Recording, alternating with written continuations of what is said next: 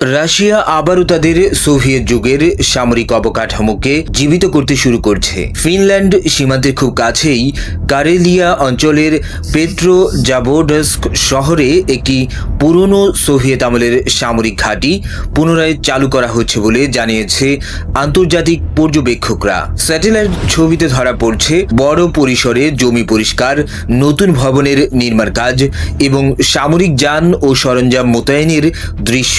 বিশ্লেষকদের মতে এটি শুধু সংস্কার নয়, ঘাঁটিটিকে পূর্ণাঙ্গভাবে সম্প্রসারণেরই ইঙ্গিত দিচ্ছে। এই পদক্ষেপের পেছনে মূল কারণ হিসেবে দেখা হচ্ছে ফিনল্যান্ডের ন্যাটোতে যোগ দেওয়া।